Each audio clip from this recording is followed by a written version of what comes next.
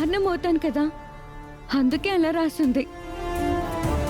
ఫంక్షన్ని ఆపేద్దామమ్మా.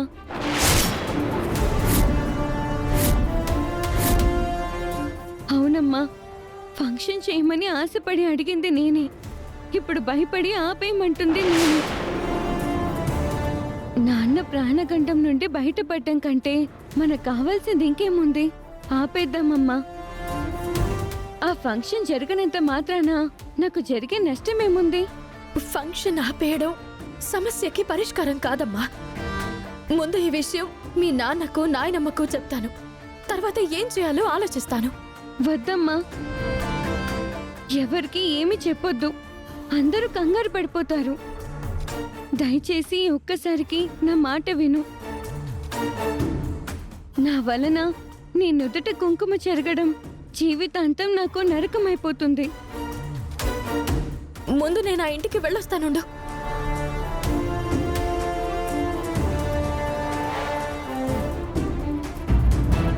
రాత్రి వాళ్ళు తాళపత్రాలను చదవడానికి వచ్చినప్పుడు అందులో నిజంగా ఏం కనిపించుండదు.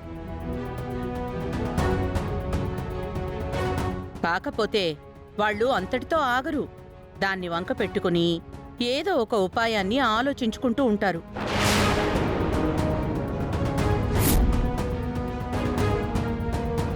మనం అందరం చాలా జాగ్రత్తగా ఉండాలి. లేదంటే తల్లి కూతుళ్ళిద్దరూ మళ్ళీ కొత్త నాటకం మొదలు పెడతారు. అందులో ఏమీ లేదని, ఫంక్షన్ సవ్యంగానే సాగిపోతుందని అక్షయ్ చెప్పింది కదమ్మా. ఇంకేం నాటకాలు ఆడతారు? మీరేదైనా చెప్పాలనుకుంటే సూటిగా చెప్పండి అత్తయ్య గారు.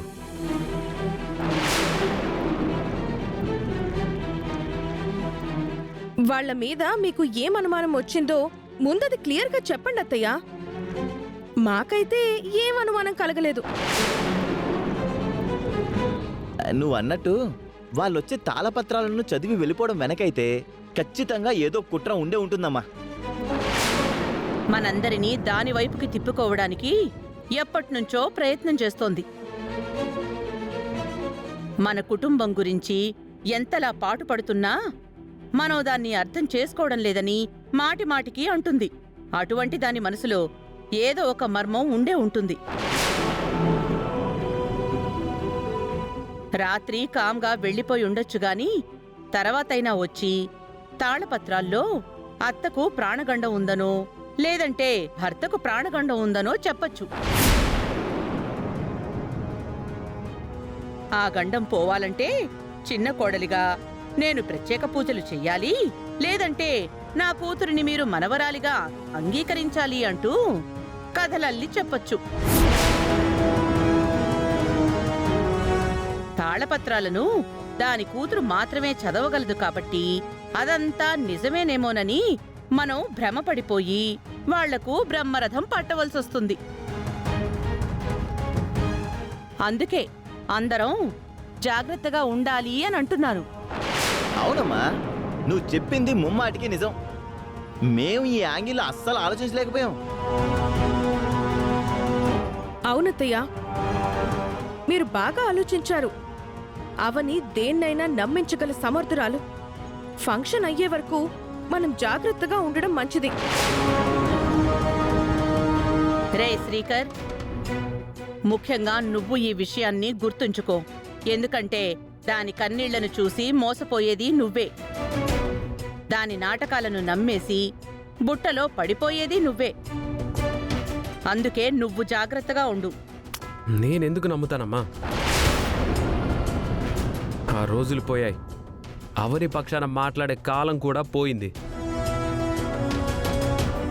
ఎప్పుడైతే అవని తాళి బంధంకు విలువివ్వకుండా అక్షయ్కు విలువివ్వటం మొదలుపెట్టిందో అప్పట్నుంచే తన మీద నాకు విరక్తి మొదలైంది.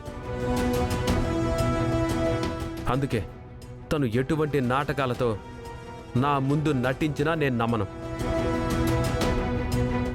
ఈ రోజుల్లో మంచి అత్తలు దొరకాలని ఎంతమంది కోరుకుంటున్నారో తెలియదు, కానీ మంచి కోడలు రావాలని ప్రతి అత్త ముక్కోటి దేవతలకు మొక్కుకుంటుంది.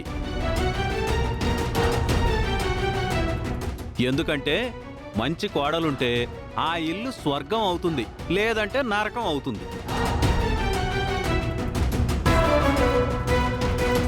అటువంటి అద్భుతమైన కోడలు అవని. అవనిని మీరు ఇంకా ఇంకా అపార్థం చేసుకోవడం మీ అవివేకం అనాలో మూర్ఖత్వం అనాలో అర్థం కావట్లేదు.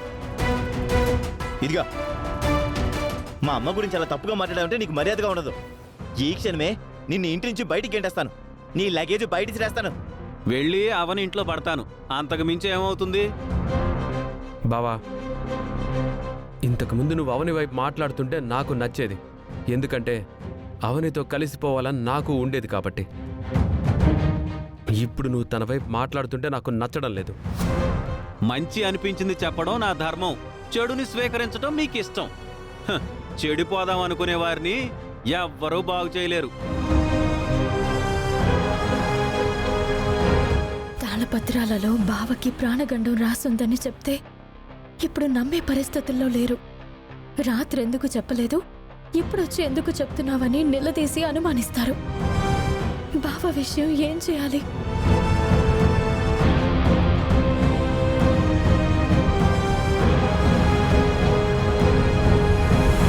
అవని, నువ్వు గుమ్మం దగ్గర ఉండటం నేను గమనించాను. ఏదో మాట్లాడాలని వచ్చావు. మరి ఇంట్లోకి రాకుండా బయటకు వెళ్ళిపోతున్నావేంటి? నీ గురించి మేమంతా నిజాలు మాట్లాడుకోవడం విని మొహం చల్లదని వెళ్ళిపోతున్నావా?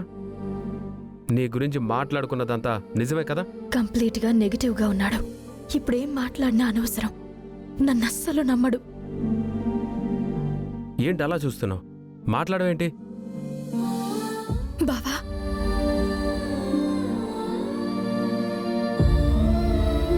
ఈ మధ్య నన్ను చీపు అంటూ దూరం పెడుతున్నావు కదా, మరి చేతులు పట్టుకుంటున్నావేంటి? నేను నిన్ను ఒకటి అడుగుతాను. నా మాట కాదనుకో బావా. ఏంటది? మాటివ్వు. సంతకం విషయంలో ఫంక్షన్కి రమ్మన్నావు, మాటిచ్చాను. తాళపత్రాలను చదువుతానన్నారు, అనుమతి ఇచ్చాం. ఇప్పుడు ఇంకేం మాట కావాలి? మాట తీసుకున్నాక వామన అవతారం ఎత్తి నా తల మీద కాలేసి నన్ను పాతాళంలోకి తొక్కేద్దాం అనుకుంటున్నావా ఏంటి? అయ్యో, నువ్వెప్పుడు నా తల మీద ఉంటావు బావా. నీ తల మీద కాలెయ్యాలనే ఆలోచన నాకెప్పుడు ఉండదు. మాట ఇవ్వటం కుదరదు, అంతే. నువ్వడిగేది నాకిష్టమైతే ఇస్తాను, సమ్మతమైతే చేస్తాను. ఇబ్బంది లేకపోతే వస్తాను. నువ్విబ్బంది పడే కోరికేం కోరను. రేపే ఫంక్షన్ కదా, ఒక్కసారి మనిద్దరం గుడికి వెళ్ళొద్దాం బావా. గుడిక? ఎందుకు? నీ పేరున పూజ చేయించాలని అనుకుంటున్నాను. ఏం పూజ? మృత్యుంజయ యాగం చేయిస్తే ప్రాణగండం పోతుంది. ఏం పూజ చేయించాలనుకుంటున్నావు? ఎందుకు చేయించాలనుకుంటున్నావు? ఫస్ట్ అది చెప్పు. ఆ, ముఖ్యమైన పూజే. అక్కడికి వెళ్ళిన తర్వాత చెప్తాను. ఇప్పుడే చెప్పు. ఏ ఇప్పుడు చెప్పకూడదా? చెప్పినా నమ్మవు కదా. అయినా ఒకేసారి ఇంతలా మారిపోయావేంటి?